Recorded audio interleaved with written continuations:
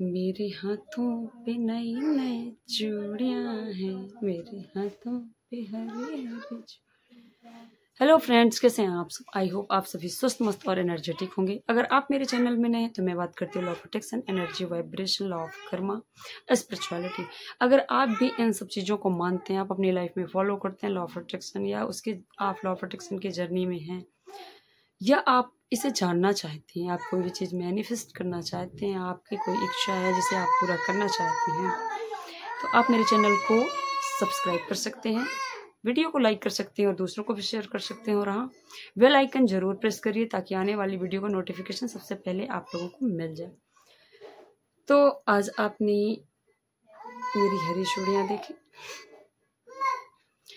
ये श्रावण का महीना है और श्रावण के महीने में हर स्त्री, भारत के अधिकतर क्षेत्रों में जो श्रावण का महीना है, भारत के अधिकतर राज्य क्षेत्रों में बहुत ही उत्साह के साथ मनाया जाता है, क्योंकि बारिश होती है और बारिश होने से चारों तरफ हरियाली रहती है। और जब हरियाली रहती है तो हमारा जो जुड़ाव है वो प्रकृति के साथ सामंजस्य बिठाकर, और हम इस प्रकृति की सौंदर्यता को अभिव्यक्त करने का जो ये प्रतीक है वो है हरियाली। स्त्रियां हरे हरे चूड़ियां, हरे वस्त्र पहनती हैं और अपने आप को प्रकृति से कनेक्ट करके अपने आप को हरियाली से कनेक्ट करने का, उनके साथ सामंजस्य बनाने को अभिव्यक्त करती हैं। ये हमारी सांस्कृतिक सौंदर्य की अभिव्यक्ति भी है जो कि हम अभिव्यक्त करते हैं। और ये सिर्फ फैशन नहीं है, ये आस्था, विश्वास और हाँ, सौंदर्य का प्रतीक है।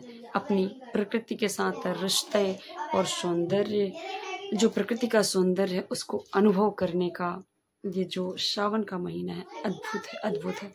और ये जो सावन का महीना है ना ये माता पार्वती और शिव जी के शादी की सालगिरह, जैसे कि वर्षगांठ और वर्ष जो कहते हैं ना कि वार्षिक, जैसे वर्षगांठ मनाते हैं ना, वो उत्सव मनाने का जो ये महीना है। क्योंकि आप सभी को पता है कि जो श्रावण महीना है ना, तो जब पार्वती जी ने जब शिव जी को पति रूप में प्राप्त करने के लिए उन्होंने कठोर व्रत किया था, तो इसी सावन के महीने में उन्होंने अपने व्रत को, कठोर व्रत को कंप्लीट किया था।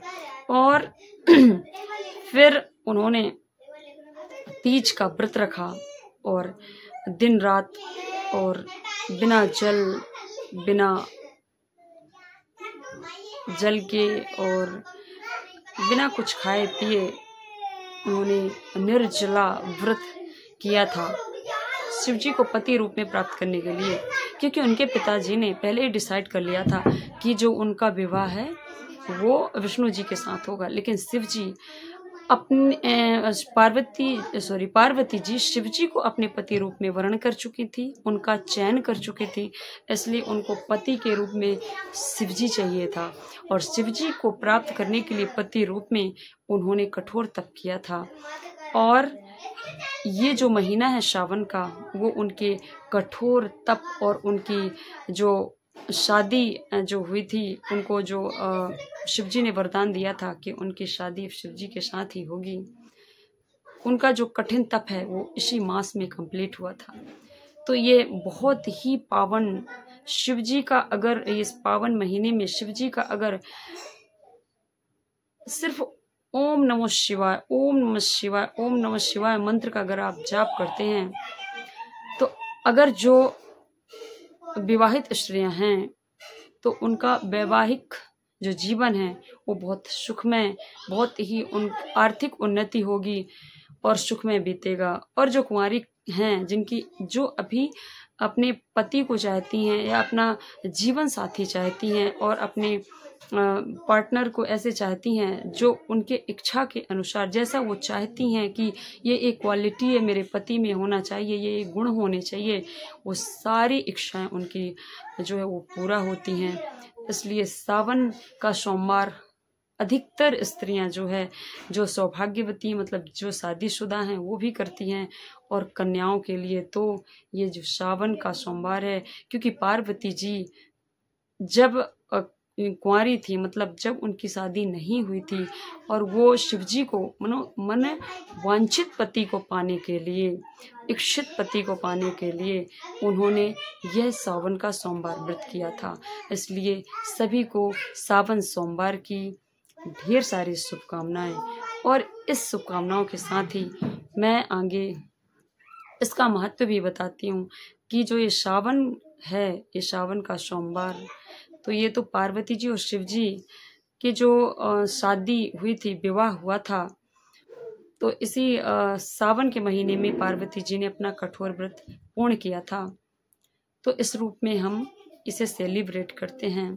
और हर सौभाग्यवती स्त्री जो वैवाहिक अपने जीवन को सुखमय बनाना चाहती है, अपने रिश्ते को और अपने घर में सुख समृद्धि उन्नति लाना चाहती है, वो तो करती है। लेकिन जो कुंवारी हैं, जो अपने पति को प्राप्त करना चाहती हैं, उसमें भी वनवांछित पति की जैसा वो चाहती हैं, जैसी उनकी डिजायर है, जैसे उनकी इच्छा है, वो अपने पार्टनर को वैसे रूप में अपने जो पार्टनर हैं उनको प्राप्त कर सकती हैं।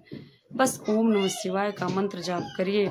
और अगर जो 21 दिन तक इस सावन के महीने में ओम नमः शिवाय का जाप करता है, उसकी हर एक इच्छा जो वो चाहती है वो पूरा होंगी। मैं भी सोमवार का व्रत करती हूँ और मैं ऑलरेडी ही अपने मनवांछित पति को प्राप्त कर चुकी हूँ। तो इसलिए मैं एक्सपीरियंस से इसको बता रही हूँ, क्योंकि इससे पहले मैं सोमवार का पहले से भी व्रत करती थी और आज भी व्रत करती हूँ। मैं हमेशा 12 महीने का सोमवार व्रत करती हूँ, लेकिन ये जो सावन का महीना है ये बहुत ही खास और बहुत ही स्पेशल होता है, क्योंकि सावन महीना जो है वो हमारा प्रकृति के साथ जुड़ाव, हमारा प्रकृति के साथ कनेक्शन जो है वो भी प्रदर्शित करता है, उसका प्रतीक है सावन। तो सावन के महीने में हरी चूड़ियाँ, हरे वस्त्र पहनकर हम अपने आप को प्रकृति से कनेक्ट करते हैं। ये हमारी संस्कृति, ये हमारी आस्था का भी प्रतीक है। तो आई होप मैं आप लोगों को सावन के महीने का महत्व और हरियाली या हरे वस्त्र या हरी चूड़ियाँ पहनने का महत्व अच्छे से बता पाई हूँ। तो आप सभी को एक बार फिर से सावन के महीने और आज सावन के सोमवार को, और सावन का पहला सोमवार है, इसके ढेर सारी शुभकामनाएं। बहुत बहुत शुभकामनाओं के साथ आज के लिए बस इतना ही। कल फिर मिलेंगे नेक्स्ट वीडियो के साथ। तब तक के लिए बाय।